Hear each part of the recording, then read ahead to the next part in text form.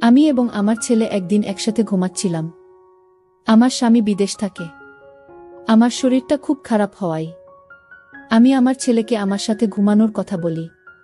কিন্তু হঠাৎ একদিন রাতে যখন আমি ছেলের সাথে ঘুমালাম, তখন আমি অর্ধেক ঘুমের মধ্যে আছি এমন অনুভব করলাম। কেউ আমার সাথে বাজে কিছু করার চেষ্টা করছে। ঠিক সেই মুহূর্তে আমার ঘুম ভেঙে যায়। আর ঘুম ভেঙে আমি দেখলাম আমার ছেলে পাগলের মতো কি যেন করতে চাইছে। আর তা দেখে তো আমার মাথায় আগুন ধরে গেল। বন্ধুরা, আমার ছেলে কি করেছিল সেদিন রাতে যা দেখে আমার পুরো মাথায় নষ্ট হয়ে গিয়েছিল। জানতে হলে পুরো গল্পটি শুনতে হবে। তাহলে চলুন বন্ধুরা, গল্পটি শুরু করি। গল্পটি শুরু করার আগে বন্ধুরা, তোমাদের নিকট আমার বিশেষ অনুরোধ, দয়া করে তোমরা আমার চ্যানেলটি সাবস্ক্রাইব করে আমাকে সাপোর্ট করবা। আমি পূর্ণিমা। আমি দেখতে খুবই সুন্দরী, লাবণ্যময়ী। আমার বয়স 34 বছর। আমি ঢাকায় বনশ্রীতে থাকি। আমার এক ছেলে এক মেয়ে। মেয়ের বয়স 12 আর ছেলের বয়স 16।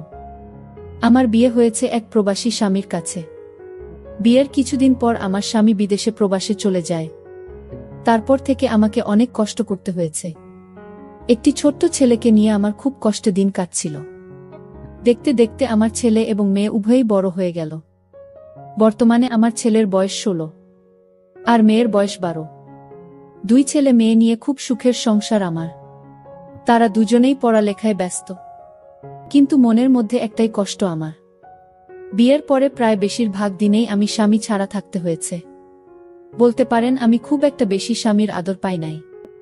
কারণ সে বিদেশ থেকে মাঝে মধ্যে ছুটিতে আসত আর অল্প কিছুদিন থেকে চলে যেত। তারপর আবার 5 বছর পর 3 থেকে 4 মাসের ছুটি নিয়ে আসত। তারপর আবার চলে যেত। তাতে আমার কিছু হতো না। মনের কষ্ট মনেরই রয়ে যেত, বরং আরো আগুন জ্বালাইয়া তুইয়ে চলে যাইত। তারপর কিছু দিন শুধু কালিচট করতাম। এইভাবেই চলত আমার জীবন। তাই বলছি বন্ধুরা, স্বামীর আদর আমার জীবনে খুব কমই পাইতাম। কিন্তু আমার কি ভাগ্য বন্ধুরা, সেই স্বামীর আদর, সোহাগ, মায়া, মমতা সব দিয়ে ভরিয়ে দিয়েছিল আমার ছেলে অনিল।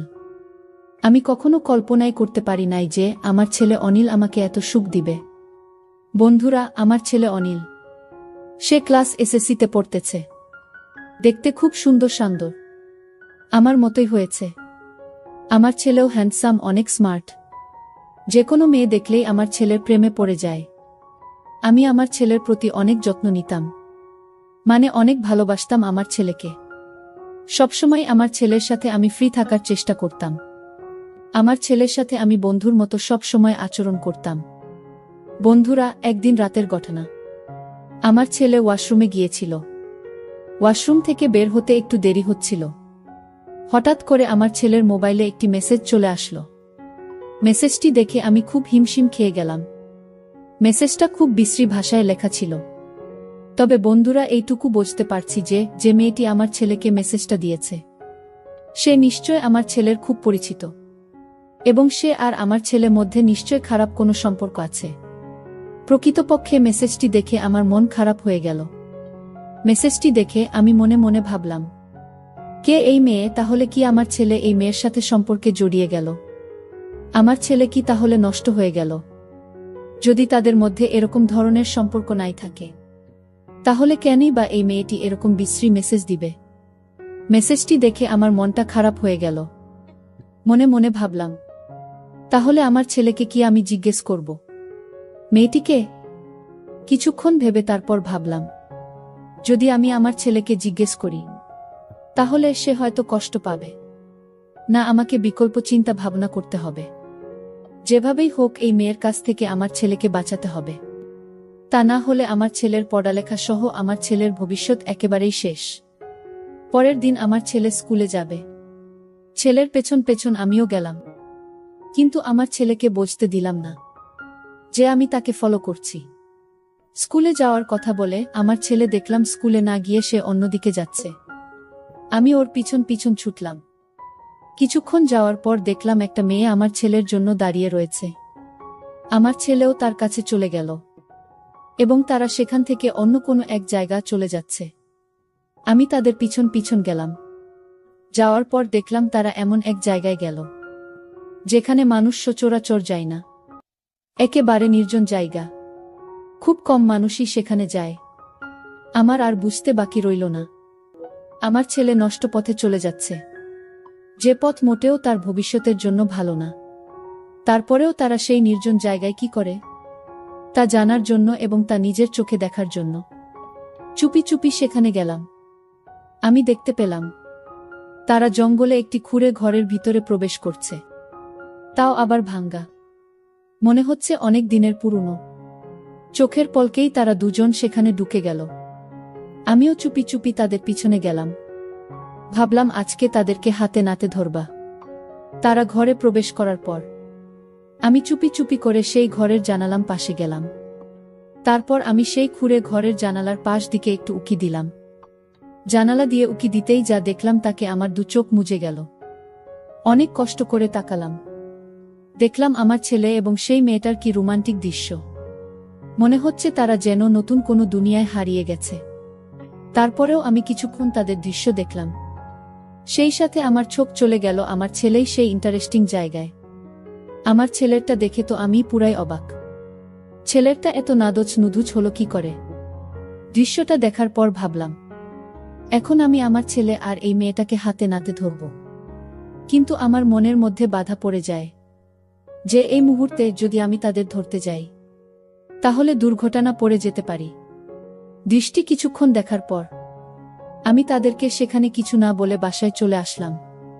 তবে দৃশ্যটি দেখার পর বারবার তাদের সুন্দর দৃশ্য চোখের মধ্যে ভাসতেছে। আমি খুব চিন্তায় পড়ে গেলাম। মনে মনে ভাবতে লাগলাম কি করা যায়। আর এইসব যদি তার বাবা শোনে তাহলে আমার সাথে অনেক ঝগড়া করবে, রাগারাগি করবে এবং কি আমাকে মারধরও করতে পারে। ছেলেকে এইসব কারাপি থেকে রক্ষা করার দায়িত্ব আমার। ছেলের এইসব দেখে মনে মনে সিদ্ধান্ত নিলাম, আজকে ছেলে বাসায় ফিরলে একটা ব্যবস্থা করব। মনে মনে এও ভাবতে লাগলাম কি ব্যবস্থা করব, কি করা যায়। এসব বিষয় তো আবার কারো কাছে শেয়ার করা যায় না। অনেকক্ষণ ভাবতে ভাবতে মাথায় একটা আইডিয়া এলো, আর এই আইডিয়াটাকেই কাজে লাগানোর চেষ্টা করলাম। প্রায় সন্ধ্যা বেলা আমার ছেলে স্কুল থেকে বাড়ি ফিরল। আমি বললাম, বাবা অনিল, তোমার স্কুল থেকে আসতে এত দেরি হলো কেন? অনিল বলল, মা স্কুল শেষে প্রাইভেট পড়ছিলাম তাই আমার আসতে একটু দেরি হয়ে গেল। ছেলের এমন গোছানো মিথ্যা কথা শুনে আমি অবাক হয়ে গেলাম। আমি তো বুঝতেই পারছি সে কোথায় থেকে বাড়িতে ফিরল, কিন্তু আমি তাকে বুঝতে দিলাম না। আমি ভাবলাম, যদি আমি তাকে কিছু বলি তাহলে হয়তো এতে হিতের বিপরীত হয়ে যেতে পারে। তাকে আমার কৌশলে বসে আনতে হবে। সেদিন থেকেই আমার ছেলের সাথে প্রেমের অভিনয় শুরু করি, যাতে কোনো মেয়ে আমার ছেলেকে নষ্ট না করতে পারে এবং আমার ছেলেকে আকৃষ্ট না করতে পারে। সেজন্যই আমার এই চিন্তা ভাবনা। কিন্তু এই চিন্তা ভাবনা যে এত গভীরে চলে যাবে তা কখনো কল্পনাও করতে পারিনি। সেই দিন রাতে আমি আমার ছেলেকে বললাম, বাবা অনিল, তোমার মুখ এমন দেখাচ্ছে কেন? অনিল বলল, না মা, কিছু না। তারপর আমি বললাম, অনিল, আজকে তোমার সাথে আমি একটু গল্প করব। অনিল বলল, মা, কিসের গল্প? আমি বললাম, অনিল, তোমার সাথে আমার অনেক কথা আছে। চলো আজকে আমরা আগে একটু গল্প করি, তারপর কথা বলি। আর সেই সাথে আমি নিজেকে একটু অন্যরকম ভাবে উপস্থাপন করলাম, যাতে সে আমাকে দেখে আকৃষ্ট হয়। আমি তার সাথে ওপেন ভাবে চলার চেষ্টা করলাম। তারপর অনিল দেখছি মাঝে মাঝে আমার দিকে তাকাচ্ছে, আর কি যেন ভাবছে। তারপর তার সাথে আমি অনেকক্ষণ গল্প করলাম। গল্পের করতে এক সময় আমি অনিলকে বললাম, বাবা, আমার গা খুব ব্যথা করছে, একটা মেসেজ করে দাও। আমার কথা শুনে অনিল আমার দিকে হা করে চেয়ে রইল। অনেকক্ষণ ছেলে সেবা পেয়ে আমার ঘুম ঘুম ভাব পেল। তারপর আমি অনিলকে বললাম, বাবা অনিল, আজকে আমার খুব খারাপ লাগতেছে। তুই আজকে আমার এখানে থাকবে? কেন জানি আমি আমার ভয় ভয় লাগতেছে। অনিল বলল, আচ্ছা ঠিক আছে মা। তারপর আমি আর আমার ছেলে অনিল একসাথে ঘুমিয়ে পড়লাম। রাত যখন গভীর হলো তখন আমি বুঝতে পারলাম কেউ যেন আমার সাথে চুপি চুপি অন্যরকম কিছু করার চেষ্টা করছে। অনেক দিন পর কারো এমন অবস্থা অনুভব করতে পেরে আমার ঘুম ভেঙে গেল। আমি বুঝতে পারলাম নিশ্চয় আমার ছেলে অনিল, কারণ আমার রুমে তো অনিল ছাড়া আর কেউ নাই। তারপরেও আমি ঘুমের ভান ধরে পড়ে রইলাম, বুঝতে দিলাম না আমার ছেলে অনিলকে। মনে মনে ভাবলাম দেখি অনিল আমার সাথে কি করে। কিছুক্ষণ পর অনিল ভাবল, হয়তো আমি ঘুমিয়ে পড়েছি। সে তার ইচ্ছামতো বিভিন্নভাবে আমার সাথে বিভিন্ন রকম অদ্ভুত আচরণ করা শুরু করল। আমি ভাবলাম মনে হয় আমার ছেলে পাগল হয়ে গেছে। আর তা না হলে সে আমার সাথে এরকম অদ্ভুত আচরণ করবে কেন? তারপরও আমি নীরব থাকলাম। যখন সে খুব বেশি পাগলামি করতেছে, তখন আমার ঘুম ভেঙে যায়। আমি সজাগ হয়ে বললাম, অনিল তুমি কোথায়? কি করছো? সে আমার সজাগ হওয়া দেখে বোকা হয়ে গেল। আমি বললাম, অনিল সমস্যা নাই, তোমার যা ইচ্ছা তা করো। কিন্তু বাবা, আমার একটা শর্ত আছে, তোমাকে আমার ওই শর্তটা মানতে হবে। তখন অনিল বলল, মা কি শর্ত শুনি। তখন আমি বললাম, অনিল আজকে আমি দেখলাম তোমাকে, তুমি একটা মেয়ের সাথে একটা জায়গায় গেছো।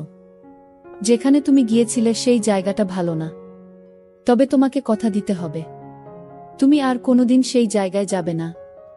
এর বিনিময়ে তুমি আমার কাছে যা চাইবে তাই পাবে। বাচ্চা ছেলেদের মতো আমার সাথে মাথা নাড়াতে নাড়াতে বলল, আচ্ছা ঠিক আছে মা, আমি আর কোনো দিন সেখানে যাব না। তারপর আমি বললাম, অনিল আমি বুঝতে পেরেছি, তুমি বড় হয়েছ, তোমারও চাহিদা আছে। যদিও আমরা তোমাকে এখন বিবাহ করাতে পারবো না। যতদিন আমরা তোমাকে না বিবাহ করাবো ততদিন তুমি আমার মাধ্যমে তোমার কাজ চালিয়ে যাবে।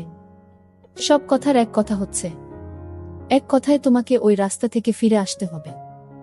তখন অনিল বলল, আচ্ছা ঠিক আছে মা। তারপর আমি আমার ছেলেকে বললাম, অনিল তুমি তোমার কাজ শুরু করো। মাত্র 16 বছর বয়সের ছেলে, তারপরও গায়ে প্রচুর শক্তি। আমার 16 বছরের ছেলের কাজ করার এত কৌশল দেখে আমার মাথা ঘুরে গেল। মনে হলো যেন আমি জীবনের সমস্ত সুখ খুঁজে পেয়েছি। কি বলবো বন্ধুরা, আমার ছেলের এই ব্যাপারে এত কৌশল জানে তার আমার কল্পনার বাইরে। মনে মনে ভাবলাম, ছেলে তো দেখি তার বাপের চাইতে আরো 10 গুণ বেশি পাওয়ারফুল। কি বলবো বন্ধুরা, সেদিন মনে হয়েছিল আমি নতুন কোনো সুখের ভুবনে হারিয়ে গিয়েছিলাম। সে এরকম কৌশলেই ব্যবহার করেছিল, তা আমি আগে কখনো কল্পনাও করতে পারি না। তার একদিনের কাজের ফলে প্রায় 1 সপ্তাহ পর্যন্ত আমি খারাপ অবস্থায় ছিলাম। তারপর প্রতিদিনই আমার ছেলে অনিল এবং আমার এক অন্যরকম মাস্তি হতো, যে মাস্তির রহস্য আজও পর্যন্ত কেউ জানে না। কিন্তু সত্যিকার অর্থেই আমার ছেলের ভালোবাসা পেয়ে আমি যে এতদিনের ক্ষুধার্ত ছিলাম, আমার যে অপূর্ণতা ছিল, সব আমার ছেলে পূরণ করে দিয়েছিল। বন্ধুরা, মনের টান এবং চাহিদা অনেক সময় জাত পাত কুল কিছু মানে। সে শুধু তখন উষ্ণ চোয়া, যা পেলে সে তখন হয়ে যায় চিরশান্ত। পরিশেষে বন্ধুরা, আমি তোমাদেরকে বলবো, এই কাজটি করাতে আমার 2টি উপকার হলো। এক হলো আমি আমার অতৃপ্ত ভালোবাসাকে তৃপ্ত দিতে পেরেছিলাম। 2 হলো আমার ছেলেকে খারাপ রাস্তা থেকে ফিরিয়ে আনতে পেরেছিলাম। যাই হোক, এখন আমার ছেলেই আমার সব, আমার সুখ, আমার শান্তি, আমার দুনিয়া, আমার বেঁচে থাকার অবলম্বন। বন্ধুরা, আজকে এই পর্যন্তই।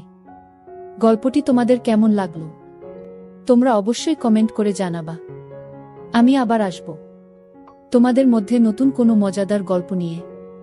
বন্ধুরা, ভিডিওটি যদি ভালো লাগে তাহলে একটি লাইক দিন।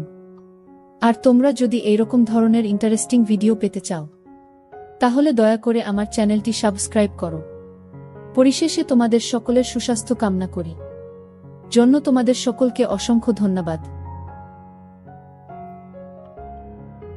তখন সিয়াম বলল, আমার জন্য তুমি শুধু শুধু জেগে থাকবে কেন? কাল থেকে আমি পড়ার ঘরটাই ঘুমাবো, আর নানা নানিকে যখন খাবার দাও তখন আমাকেও ডাক দিও, ওই সময় আমিও খেয়ে নেব। আমি বললাম, সন্ধ্যা রাতে খেয়ে নিলে রাত জেগে পড়তে পড়তে ক্ষুধা লাগবে যখন, তখন কি খাবে? আর তাছাড়া এত বড় ঘর থাকতে তুমি ওই ঘরে ঘুমাবে কেন? আমি কি কখনো বলেছি তোমার জন্য আমার সমস্যা হচ্ছে? তুমি কি বাহিরের কেউ? তুমি তো আমাদের নিজেদের মানুষ, তোমার জন্য এইটুকু করতে পারবো না? সিয়াম বলল, ঠিক আছে মামি, অনেক রাত হয়েছে, এবার ঘুমাও, এই ব্যাপারে সকালে তোমার সাথে আলাপ করব।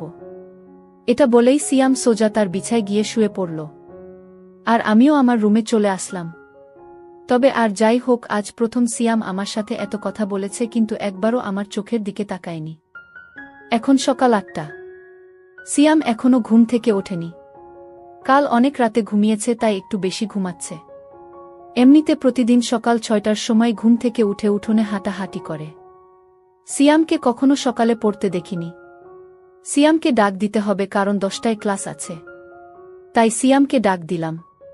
সিয়াম, সিয়াম ওঠো, 8টা বাজে, কলেজে যাবে না? সিয়াম বলল, কয়টা বাজে? 8টা।